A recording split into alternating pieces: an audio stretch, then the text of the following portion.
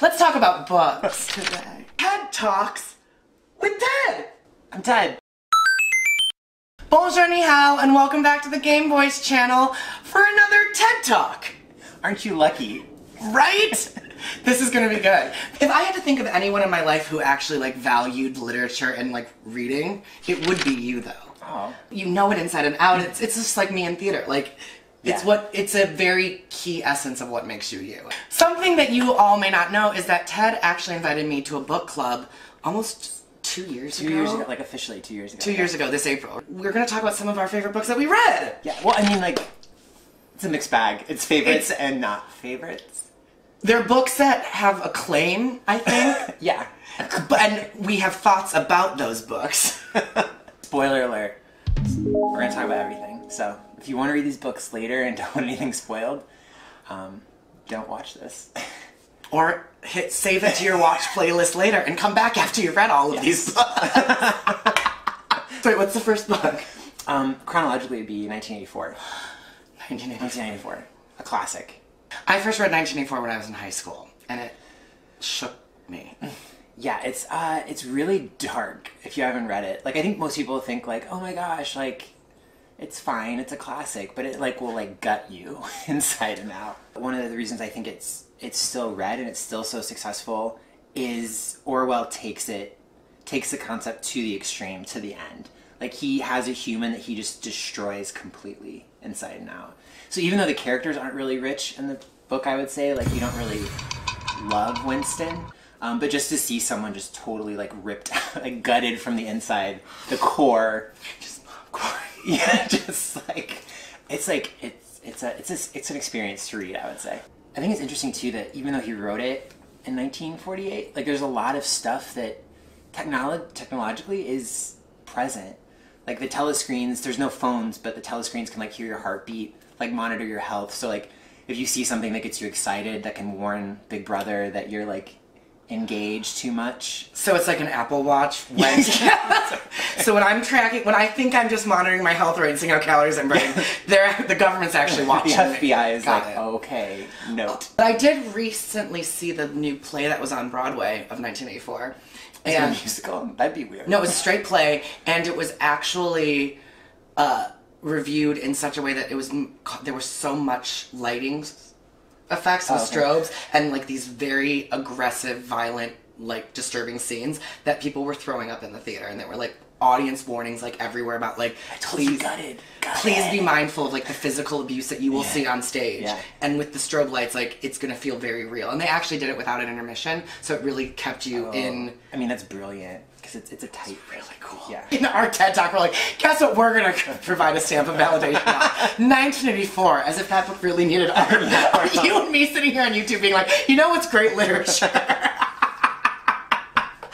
The Orwell estate. Now he's made it. He's Good arrived. job, Orwell, you did it. Well, we should just give it an award. Best book to revisit as an adult. Yes. Yes. It's award-winning. The award-winning 1984. All right, the next book. Meddling Kids. All right, so Meddling Kids was a book that I recommended because Josh, who you may have seen in some Game Boys videos, and I'll link those videos above, he actually gave this book to me and was like, you're gonna love this. And for those of you who don't know, Josh and I love talking about, like, Scooby-Doo, and we love murder mysteries, we love Clue, and Meddling Kids is kind of, when I described it at least, was if the cast of Scooby-Doo, when they used those meddling kids, see that, used to solve mysteries, what if they grew up and had to confront what happened in their past as adults? If you're looking for a good book, avoid it at all costs. If you're looking for entertainment, there's so many ways this book can entertain you.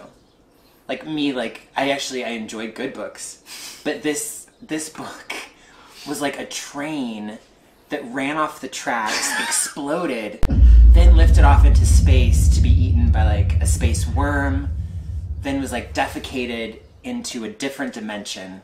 Like, that's how far this train wreck went off course. And that's not a metaphor for, like, that's actually part of the book. That's the plot. And you may have thought, that sounds weird. That's a very weird description Ted's using. No, that's actually plot. It's stolen from the plot.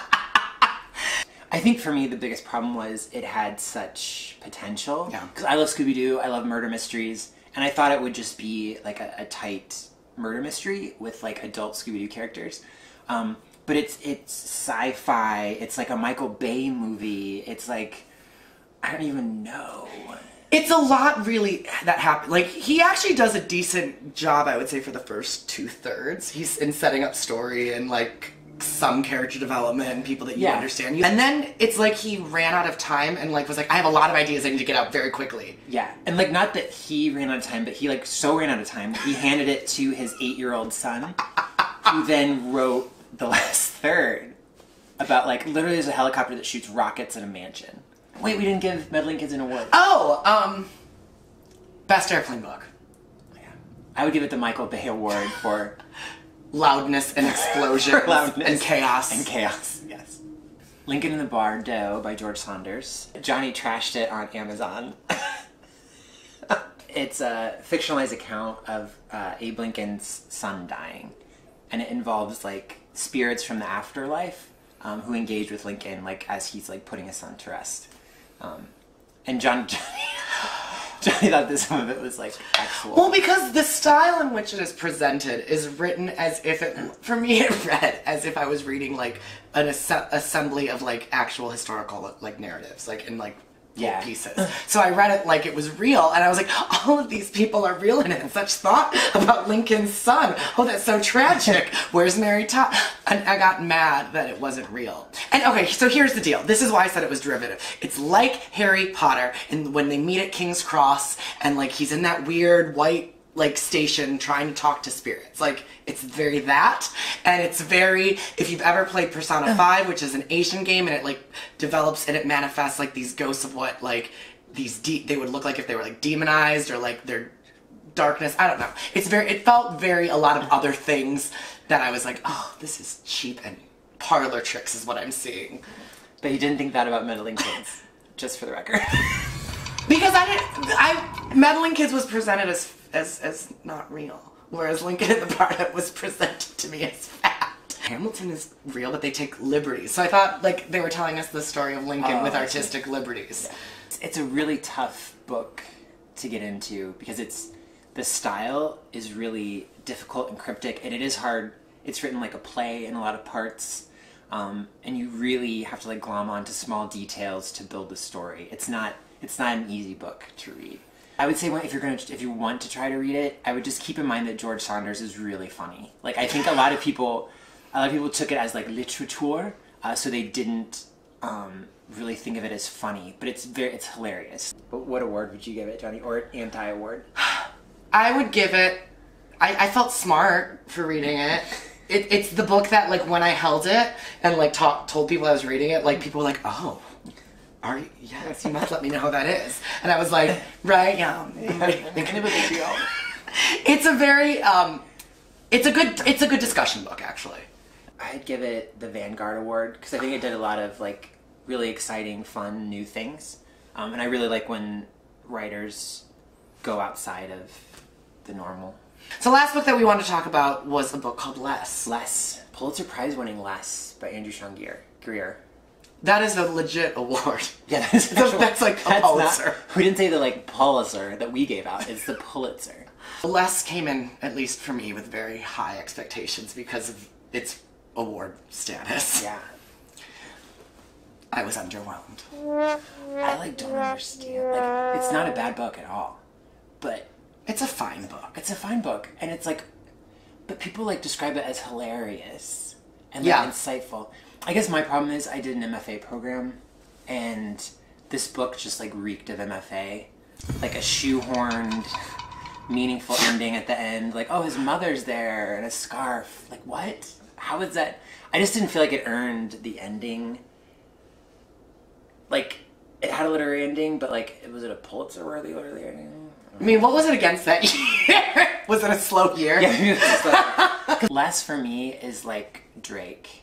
Like, I enjoy Drake music, I'll listen to it, but I don't, like, understand what the big deal is. Yeah. Like, it's not bad at all, but I also, like, would I give Drake a Pulitzer? I don't know. I think the answer is no. I think you do. I think you do know. I think the answer is no. But Taylor Swift's my favorite artist, and I wouldn't give him a Pulitzer either. Wait, you want it? No. You know what? I appreciate that honesty, and I think that that validates your credentials and what you give Pulitzers out to, because you're just not handing them out the way they did to Les. The way I describe Les is the way we just like talk about in volleyball, like when you did a job, like job.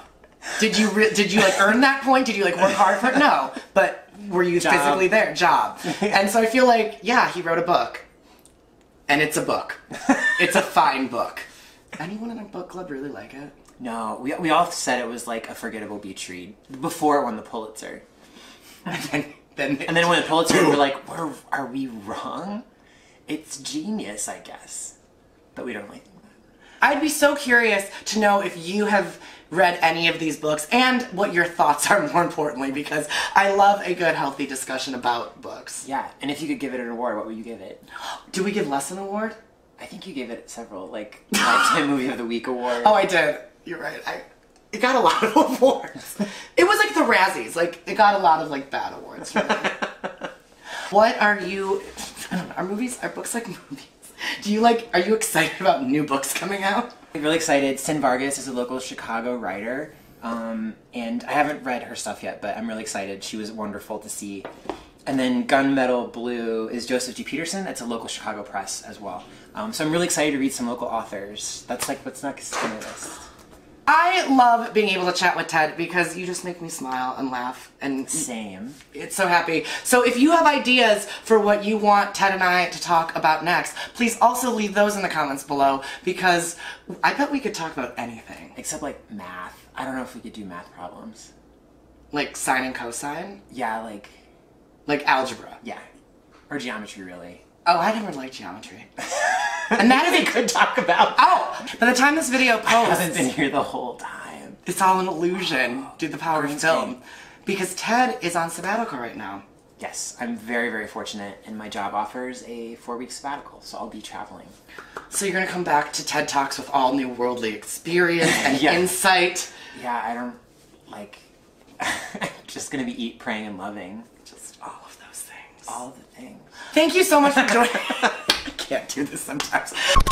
Thank you so much for joining us for another TED Talk. We hope you made it to the end of this video and had a good time. If you did, please give this video a thumbs up. And if you haven't hit that subscribe button, take a moment to do that so you'll be notified of our future TED Talks. About geometry. Geometry! What's your favorite shape? Comment below. Bye!